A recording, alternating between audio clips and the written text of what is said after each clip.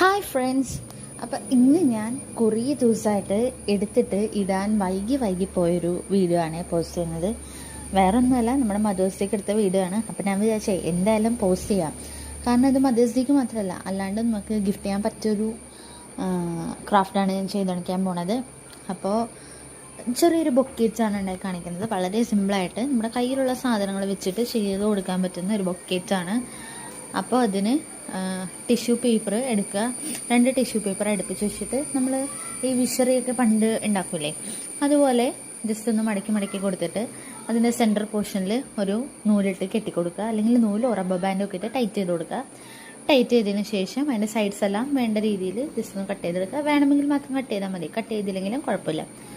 Cut ചെയ്തിട്ട് നമ്മൾ ഒരു അതുപോലത്തെ ഒരു 5-6 ഫ്ലവേഴ്സ് വെച്ചിട്ടാണ് ഞാൻ ചെയ്തത്. അപ്പോൾ ഇതിൽ കാണുന്ന പോലെ ഒരു തെർമോക്കോൾ എടുക്കുക.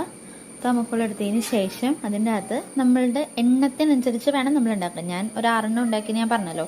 അപ്പോൾ അതെല്ലാം അതിൻ്റെ അകത്ത് ജസ്റ്റ് ഒന്ന് ഒട്ടിച്ചു കൊടുക്കുക. വെറുതെ കെയർലെസ് ആയിട്ട് ഒട്ടിച്ചു കൊടുത്താലും കാണാൻ ഭംഗിയായിരിക്കും നല്ല.